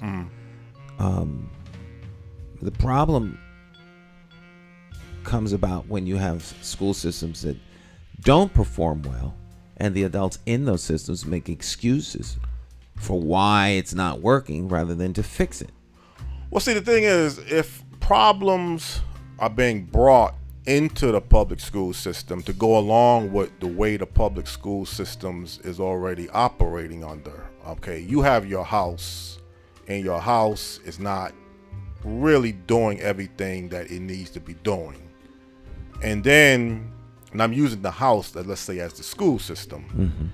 Now you have mentality of kids growing up, bringing baggage, bringing poor behavioral issues into the school system. And now the school system has to coexist and function together with those students bringing bad elements, with a curriculum that's probably not really up to top notch, maybe outdated in many areas. You bring in all of those factors together at one time. Teachers unions, let's say, what role do they play in the situation? The Board of Education, what role do the Board of Education play? And you're putting all of these elements together, Stan, in one component. It doesn't seem like anything on a large scale good can come out of it. Well, that's not true. That's not true. Lots of good can come out of it if all of those players that you mentioned, all those interests that you mentioned, put first the children that they're all there to help grow and educate. It takes many, many different elements to run a school system. And they all have to work in harmony. And when they do, you get great school systems. When they don't, you get dysfunctional school systems. And so, you're no stronger than the weakest link. So you've got, the teachers union. Yeah, they play a big role. The janitors union, the administrators union, the principals union, the assistant principals union, the union for the paras, and you can go on and on and on with all of the unions. But the unions have contracts with the school system to protect their employees. All right, so the union isn't the problem. The administration isn't the problem. The problem is the system is just not working correctly. And what are you going to do to help fix that system relative to the problems that have been identified so that it can be back online doing what it's supposed to do? It's like when your car breaks down. Your car is a system, from the wheels to the lug nuts to the engine to the timing of the computer, the engine timing. There's a whole lot of systems. Right. And one part fails, the whole system goes down. You got flat tires, your car runs great, but there's no tires on it. So it can be little things, or it could be a catastrophic failure where all of the systems fail. Right. It just requires some maintenance and some oversight from outside entities. Push back some of the operational corruption. Right. But again, people have turned the answer or the solution into sending your child to a private school or chartered school. This over the years have become the quick fix. Well, I don't know if it's a quick fix. Those systems run better than the larger public school. So parents are exercising their option to move their kids around to get a better education wherever they can find it and afford it. Up to and including, forget all of them, let's bring the kids home. We know what they're getting here. Right. And at the end of the day,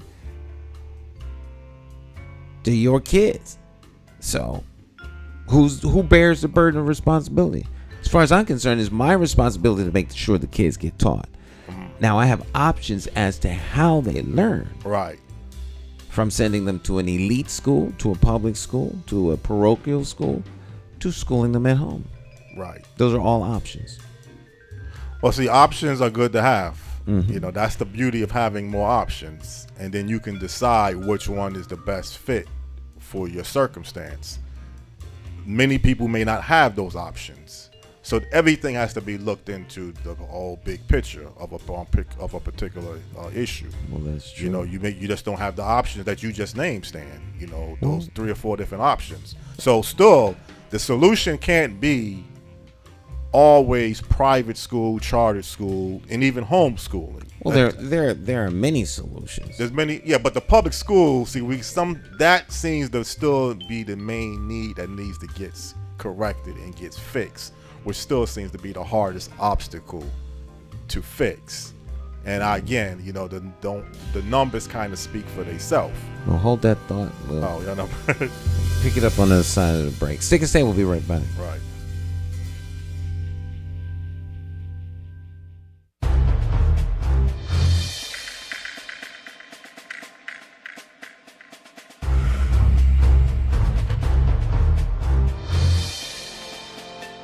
Harvard is run by the Democrat Party.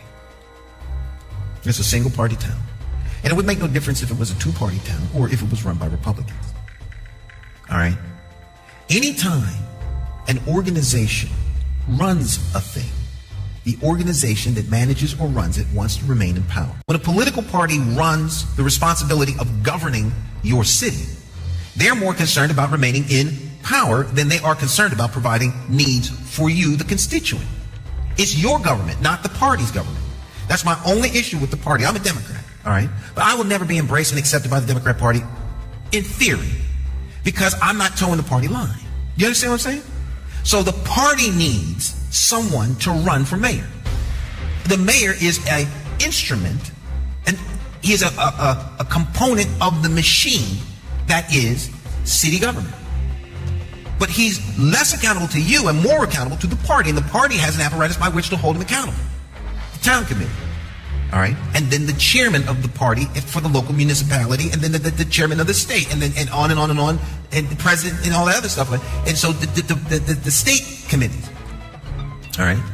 So they want to vet you. So you run for some local office first and see if you can be trusted, this, that, and the third. Can you be trusted to lie, cheat, steal, put out lies, take in cash? Can you be trusted to do that? If you can't, then we can bring you in. All right, but we always got to hold you at bay because the power is tight. The power is like an aphrodisiac. People like it. It's worse than cocaine, right? They want the power, and once they get a taste of the power, they want to hold on to the power because the power is literally to give projects up or down. That's it, all right? But the power is not meant for that. The power is there to manage the system on behalf of you all, the residents. Okay. But when you as a constituent are not satisfied because there's people being murdered and it doesn't seem like anyone's giving it any attention, and you feel that your investigative agencies like the police department should be looking into these things, you then become a thorn in the side of the people who are supposed to be doing stuff. All right? Or you have a community review, like a civilian review board. And the civilian review board flags particular incidents that happen by police officers. But those incidents might be a liability to the city. So the city is crushing those things from going any further because if they do so, in theory, they'll expose themselves to a liability and they can be sued for millions of dollars. So they never sees the light of day. So you, the constituent, who's supposed to be in charge of all of this, are kept in the dark. There's no transparency because they don't want you to know what's going on with your government because it is a threat to their power. So if you want any of that to change, you need to elect somebody who you can hold accountable, as opposed to the party installing someone who is beholden and accountable to them. This is not rocket science. Very simple. Very, very simple.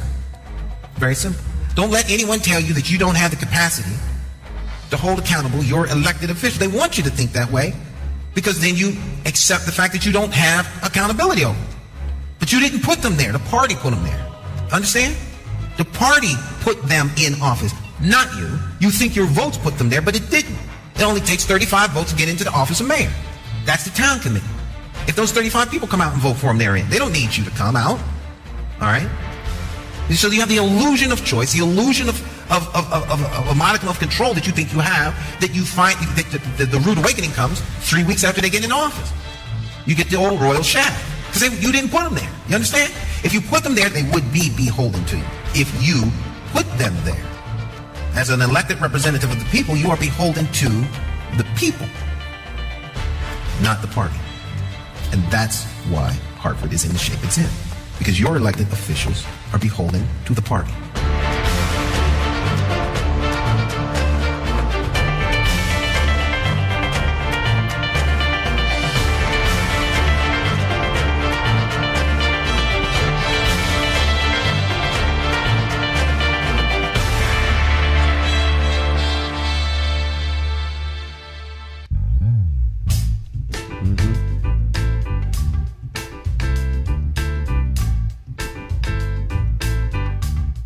Hi. My name's J. Stan McCauley. I'm Nyesha McCauley, and you're watching AccessTV.org.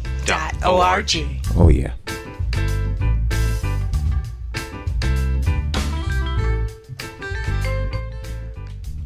All right, we're back.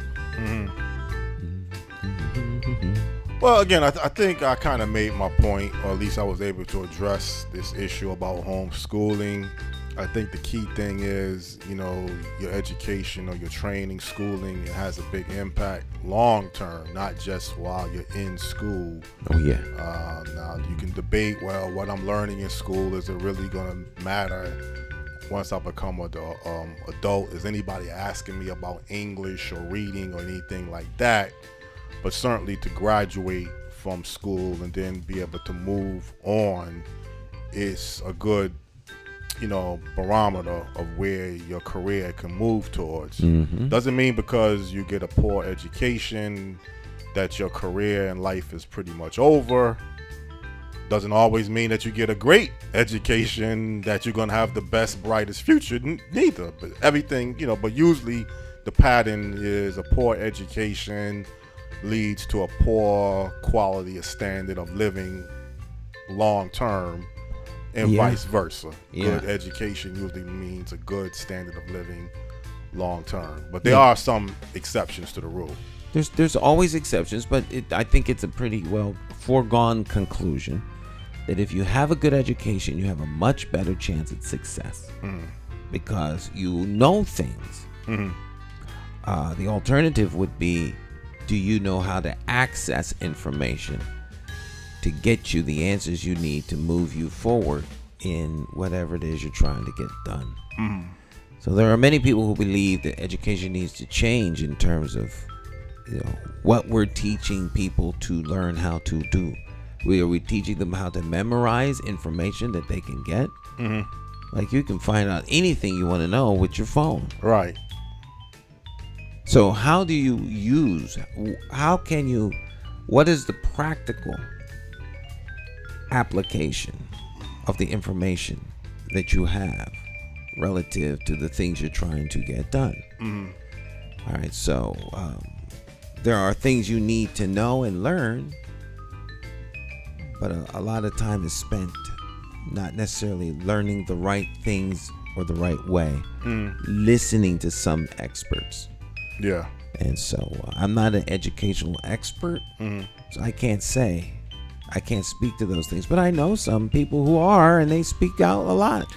Well, see, that's my point when I was saying earlier about, okay, you're going to homeschool your kid, but now it puts a book, and the book said you got to know biology towards a science course, and you yourself just are not adapt towards this book. Homeschooling means they learn in your home environment. Doesn't always mean that the parent is the teacher. There are ways for your kids to attend school from home. Oh, you mean online? Whether it's online, whether it's a set of curriculum that comes from an organization, there are all kinds of ways. And then there are those parents who are very, very educated, very, very bright. Right. All right, but that doesn't mean that the parent that isn't. What's a time when people of color couldn't go to school? Yeah. And they learned. Yeah. But see, again, their parents weren't graduates from, the most prestigious colleges with a degree in the understanding of nuclear biology. We're not talking about nuclear biology. We're talking about, can you read? Can you write? Right. Can you Do you have comprehension skills? Are you a critical thinker? Mathematics, history, world history, cultural history, ethnic history related to the ethnicity of the individuals. Physics, right? Geometry, mathematics. There are a lot of things you can learn at home. Right. Lots of things. Okay. You're not, And then you still may have to be tested with the CMT scores. I can't speak to that. That's what I'm saying. You gotta really know. We need to get somebody in here who can answer those questions. Right. Because those things are still going to be valuable at some point. Well, how people feel about those tests are just a means by which to assess. Does the student have mastery over that information that he has gathered from his school? That's an evaluation. More in my mind, it's an evaluation of the school's ability to teach the children, because the children are the ultimate end game. Either they have mastered the information or they haven't. Right. If they haven't mastered the information, either something's wrong with the kid or something's wrong with the system of delivery. If you have lots of kids who are not mastering, then something's wrong with the system of delivery. Right. But who usually, not so much even gets the blame, but who usually pays for it? The kids. Yeah, they're the ones that are really going to pay for it. So when you see this mastery test scores, 20%, Bridgeport, New Haven, Waterbury at the bottom, Avon, that means 90%, someone failed. Right. The children.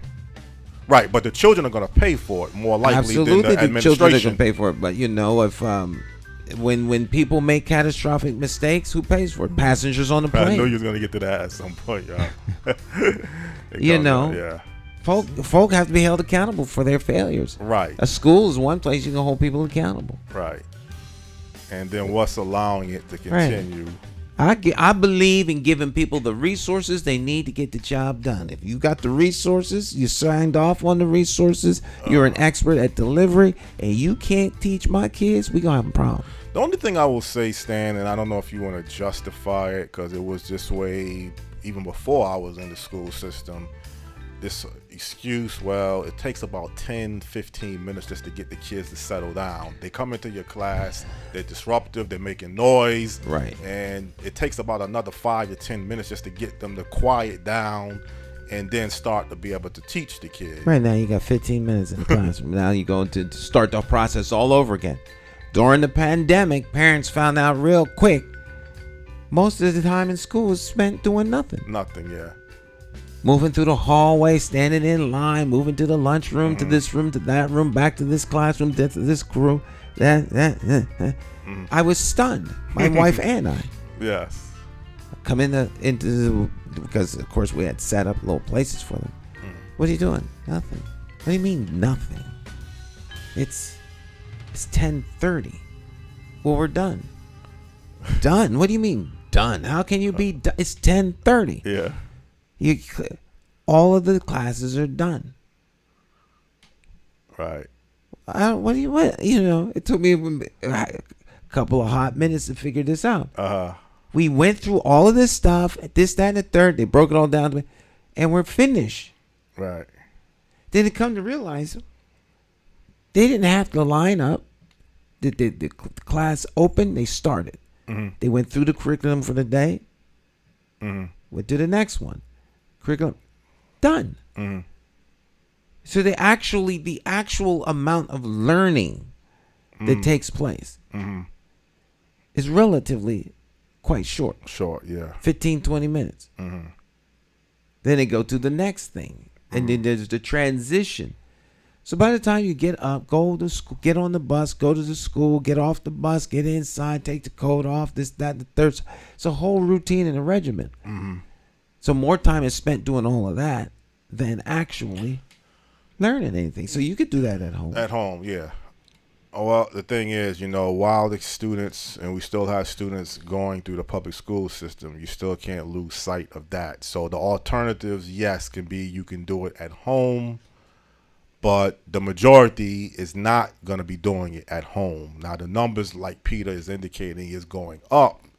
There's no doubt about that, but that's still not a high percentage to say, let's say 80 to 90% of most inner city students are going to be learning in a public school system. I would say so. If not even more than that. So although you can have alternatives with homeschooling, because you could pretty much forget about private schooling. If you're poor and don't have any money, I don't think you're going to find a way to get your kid into a private school. And you don't want to break the law sending the student to another school district where you don't live at. Right. No greater criminal offense than trying to get an education for your kid by sending them out of the district. Right. But then the parent now pays for that. They end up being arrested, and I think that happened one time. Yeah, that happens quite a few times. You're stealing an education. But I mean, if you want to justify it when you go to court, well, it's a desperate matter. Open up, police. Yeah. Ed, police, get out. Right. Get on the floor. You're under arrest for stealing education for your child. Huh? Yeah.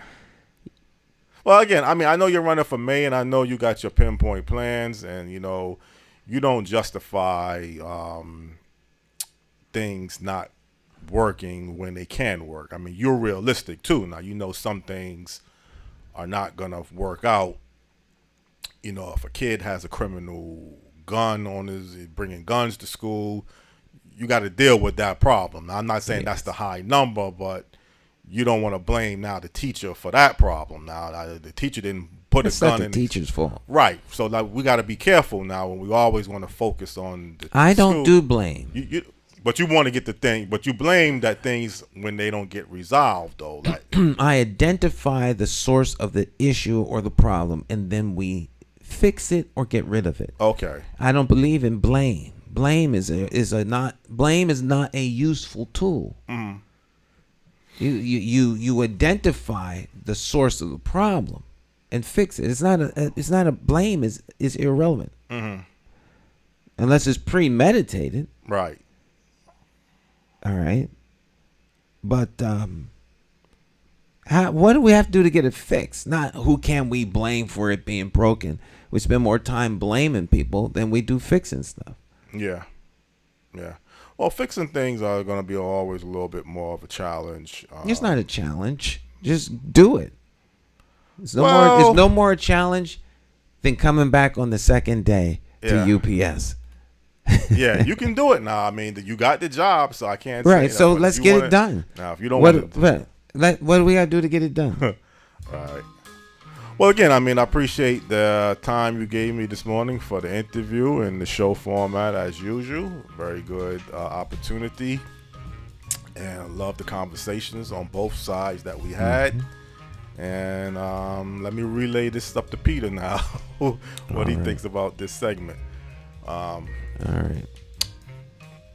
Any plans? I've never met Peter. Hi, Peter. Yeah. Yeah. Thought about maybe having a three-way conversation one day. Yeah, Peter should be a guest. He's just not. Him and Flo are just not ready to tell their life story. They're not telling a life story. Just come beam in about a subject like homeschooling. Right. He's just very selective over the camera, though. I don't know what it is. He just don't like to have things over the camera.